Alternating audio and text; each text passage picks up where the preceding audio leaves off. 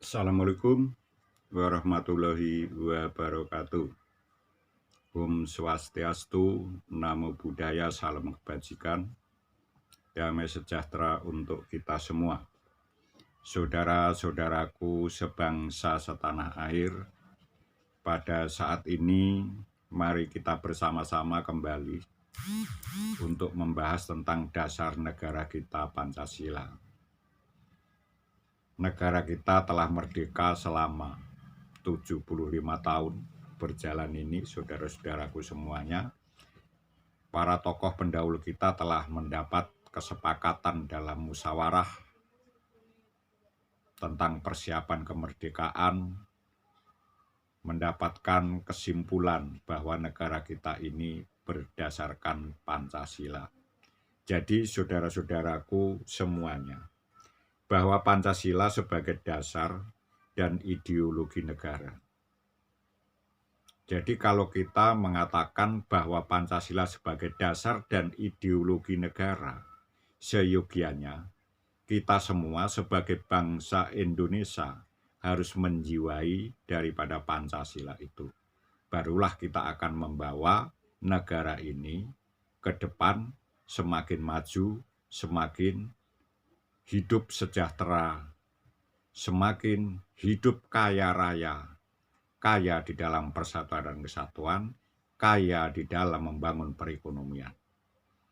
Itu sudah diragukan. Maka begitu penting bahwa kita sebagai bangsa Indonesia itu harus berjiwa Pancasila. Bagaimana dasar kita dapat menjiwai Pancasila itu kalau kita tidak mengerti tentang isi daripada Pancasila itu dan tujuan daripada Pancasila itu. Nah, ini saudara-saudaraku semuanya sebangsa setanah air perlu saya sampaikan pada saat ini. Karena di dalam yaitu pengamatan pribadi saya tentang Pancasila yang harus kita jiwai dari seluruh bangsa Indonesia yang ada, mulai dari perkotaan sampai ke pelosok tanah air yang yaitu terisolir, itu harus mengerti tentang Pancasila. Namun selama ini yang kita ketahui Pancasila harus dapat dimengerti hanya orang-orang tertentu saja. Orang-orang yang berpendidikan, orang-orang yang ada di perkotaan saja, itulah yang mengerti tentang dasar Pancasila. Maka pada saat ini perlu saya sampaikan guna untuk yaitu bagi bangsa yang menempat di pedesaan-pedesaan, di pedalaman-pedalaman, supaya betul-betul mengerti tentang arti Pancasila yang harus kita jiwai ini. Sehingga di dalam membangun negara ini, mulai dari pedesaan sampai perkotaan, mengerti tentang dasar negara kita ini, sehingga kita dengan mudah untuk mengerti tentang arti tujuan membangun daripada negara ini. Itulah maksud tujuan tentang dasar Pancasila pada saat ini saya sampaikan, itu guna untuk bagi bangsa Indonesia pertama yang belum mengerti, kedua kali bagi yang sudah mengerti mengingatkan kembali. Karena ini sangat penting saudara-saudaraku semuanya. Terus selanjutnya, Undang-Undang Dasar Negara Republik Indonesia tahun 1945 itu sebagai konstitusi negara serta ketetapan Majelis Permusyawaratan Rakyat Negara Kesatuan Republik Indonesia sebagai bentuk negara. Jadi Indonesia ini yang didapatkan dari berbagai pulau-pulau, berbagai suku-suku, sehingga dibentuk menjadi satu, yaitu Negara Kesatuan Republik Indonesia itu sebagai bentuk negara. Mulai Sabang sampai Merauke, saudara-saudaraku semua. Terus selanjutnya mempunyai semboyan Bhinneka Tunggal Ika sebagai semboyan negara. Jadi Bhinneka Tunggal Ika sebagai semboyan negara. Kenapa Bhinneka Tunggal Ika sebagai semboyan negara, saudara-saudaraku? Karena kita ini berbeda-beda suku, berbeda-beda paham, berbeda-beda adat istiadat, berbeda-beda agama. Kalau kita tidak memiliki semboyan Bhinneka Tunggal Ika, bagaimana kita dapat membangun negara yang besar ini. Maka saudara-saudaraku semua, mari kita sebagai bangsa Indonesia di seluruh pelosok tanah air ini, kita bersemboyan Bhinneka Tunggal Ika. Tapi karena hanya satu-satunya jalan Bhinneka Tunggal Ika inilah yang akan membawa kita menuju ke arah persatuan dan kesatuan yang kokoh, sehingga apa yang kita cita-citakan dapat terlaksana dengan baik. Maksud tujuan daripada Bhinneka Tunggal Ika itu artinya adalah walaupun kita berbeda-beda, tetap satu jua ataupun satu juga. Walaupun berbeda-beda suku, berbeda-beda agama, berbeda-beda bahasa, berbeda-beda warna kulit, tetap kita satu sebagai anak bangsa, yaitu bangsa Indonesia. Nah, saudara-saudaraku sekalian, di situ karena negara kita ini adalah berbentuk republik, ya, berbentuk republik, bukan kerajaan lagi, bukan kesultanan lagi. Kenapa itu bisa terjadi negara kita ini berbentuk republik?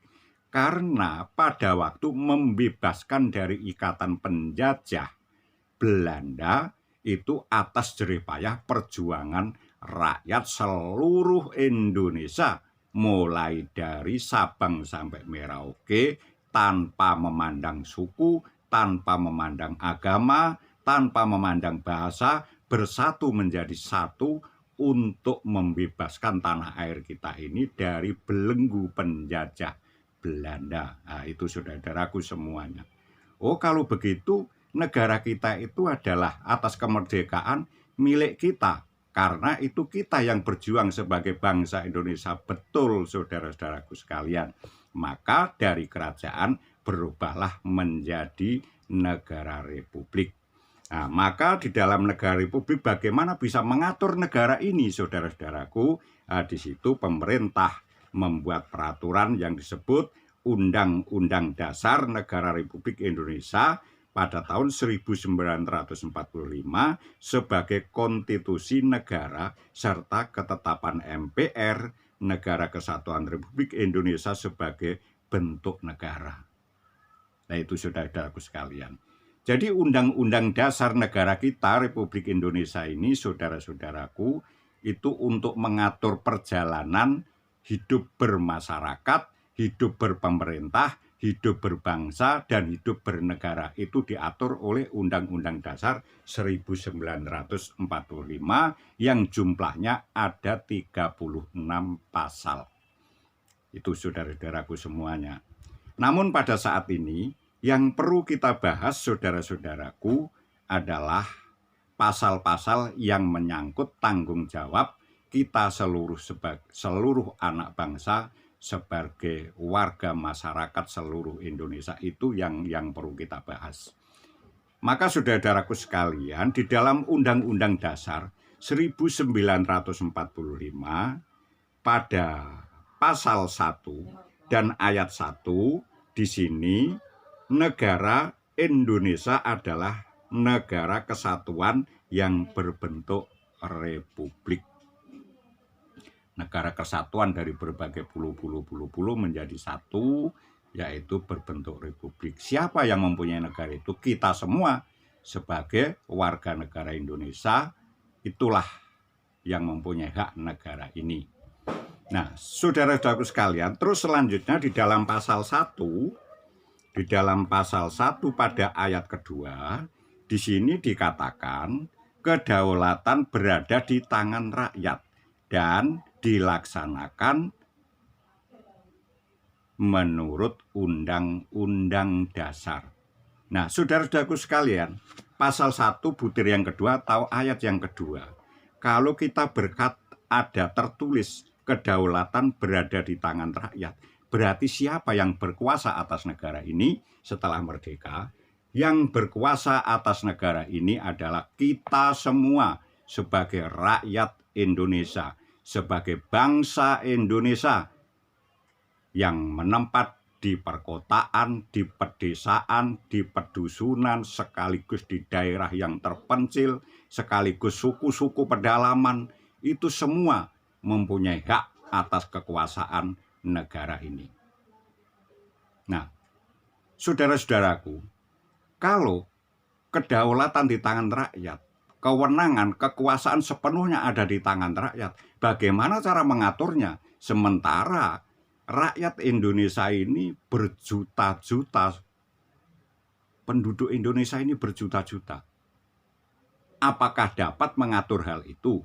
Maka selanjutnya, saudara-saudaraku sekalian, di situ dilaksanakan menurut Undang-Undang Dasar. Dilaksanakan menurut Undang-Undang Dasar. Maka saudara-saudaraku sekalian, karena kita tidak mungkin rakyat seluruh Indonesia bersama-sama mengurus negara ini, maka perlulah kita menempatkan atau memilih orang yang dapat kita percaya mengatur di dalam negara ini, yaitu memilih seorang pemimpin pertama, yaitu Presiden Negara Republik Indonesia. Kita pilih untuk menjadi orang nomor 1 memimpin negara ini. Nanti terus Presiden memilih para kabinet-kabinetnya untuk membantu tugas dan fungsi Presiden mengatur negara ini yang telah dipercayakan oleh rakyat. Nah, di situ kita terus membentuk atau memilih daripada Dewan Perwakilan Rakyat guna untuk yaitu mengkonsep tentang anggaran dasar negara kita untuk membangun, untuk kesejahteraan kita semua dari berbagai pihak. Itu kita yang memilih. Maka di situ saudara-saudaraku semuanya, di dalam keputusan undang-undang ditentukan 5 tahun sekali kita sebagai rakyat atau bangsa Indonesia melaksanakan pesta demokrasi. Itu adalah untuk membuktikan wujud nyata kedaulatan di tangan rakyat. Sehingga kita melaksanakan pesta demokrasi untuk memilih wakil-wakil kita. Maka saudara-saudaraku semuanya, kalau demikian kejadiannya, di dalam pesta demokrasi atau pemilihan umum yang disebut pada umumnya 5 tahun 1 kali itu, janganlah dianggap rendah maupun remeh, saudara-saudaraku semuanya. Karena disitulah 1 kali tusuk dan 1 kali coblos itu kita sudah berdaulat menentukan seorang pemimpin yang akan membawa nasib kita selama 1 periode atau 5 tahun 1 kali. Maka saudara-saudaraku sekalian, kalau kita telah mengetahui hal yang demikian, begitu pentingnya pemilihan umum itu, begitu pentingnya pesta demokrasi itu, begitu pentingnya kita menusuk berangkat di dalam TPS itu. Karena dengan 1 kali tusukan itulah kita berdaulat untuk menentukan seorang pemimpin yang kita percaya untuk mengatur bangsa dan negara ini. Nah, kalau sudah demikian halnya saudara-saudaraku sekalian, sebagai pendengar, pemirsa, dan belajar bersama-sama dengan saya, masih adakah kalau telah mendengar penjelasan yang begitu jelasnya, yang begitu gamblangnya, masih adakah sebagian daripada warga negara ini setelah mau menghadapi pesta demokrasi untuk menentukan daripada kedaulatan kita menentukan seorang pemimpin, masih adakah yang berkata wani piro, berani berapa? Kalau masih ada yang demikian, saudara-saudaraku, sama halnya hak kesulungan kita berwenang untuk memiliki negara ini kita jual murah. Karena setelah kita memilih berdasarkan dari berani berapa atau wani piro, itu belum tentu orang yang kita jadikan wakil ini akan menjadi wakil yang benar, akan menjadi seorang pemimpin yang benar untuk mengatur pemerintahan. Kenapa? Hal itu harus kita sanksikan sampai ke situ, karena di waktu mereka merindukan ingin menjadi seorang pemimpin aja harus dibebani mahar yang mahal kepada kita sebagai bangsa Indonesia yang tidak mengerti tentang arti demokrasi yang sesungguhnya. Ini masalahnya. Yang telah berlaku selama ini itu seperti itu, saudara-saudaraku semuanya. Maka pada saat ini sengaja saya mengajak kepada saudara-saudara sadar berdemokrasi, jangan sampai ada istilah wani piro itu terus-menerus kita budidayakan setiap 5 tahunan sekali. Sehingga hak kesulungan kita sebagai yang memiliki hak negara ini kita jual murah. Maka saudara-saudaraku sekalian, kalau hal demikian sudah kita sadari, tentunya kita dapat memilih calon-calon yang akan mengatur di dalam pemerintahan yang terbaik yang mana, itulah yang kita pilih. Itu saudara-saudaraku sekalian. Jadi saudara-saudaraku, tentang hal ajakan pribadi saya sebagai anak bangsa, sebagai warga masyarakat sipil juga ini sama-sama dengan saudara, itu adalah hal yang sangat penting untuk menentukan nasib bangsa dan negara ke depan. Mari kita bersama-sama dengan melaksanakan hak kita di Undang-Undang Dasar 1945 pada pasal 1, kedaulatan di tangan rakyat. Dalam kedaulatan inilah kita lakukan dengan penuh rasa tanggung jawab, jangan sampai ada embel-embel yang lain, supaya kita dapat memastikan pemimpin-pemimpin yang sebenarnya yang harus kita percaya untuk mengatur bangsa dan negara ini, supaya bangsa dan negara ini ke depannya semakin membaik, semakin hidup makmur, damai, sejahtera, dan sentosa. Itu saudara-saudaraku semuanya. Karena saudara-saudaraku semuanya, di dalam yaitu pelaturan dasar negara kita mempunyai ideologi Pancasila, kita mempunyai Undang-Undang Dasar 1945 yang begitu luar biasanya, kita mempunyai semboyan Bhinneka Tunggal Ika, mari kita patuhi dan kita laksanakan dengan sebaik mungkin. Karena di dalam Pancasila itu sendiri mengajarkan kepada kita harus menjadi manusia yang berbudi luhur sesuai dengan ajaran agama kita masing-masing. Mari kita laksanakan dengan sebaik mungkin. Jangan sampai kita yaitu menjual murah di waktu pesta demokrasi dengan kesulungan kita, hak tanggung jawab kita, hak kekuasaan kita, dengan membiasakan kata-kata wani piro dan berani berapa. Kasihan saudara-saudaraku semuanya, dengan para calon-calon pemimpin yang akan kita jadikan mewakili kita ini. Kasihan, kalau tidak banyak duit tidak bisa mencalonkan diri. Itu kasihan.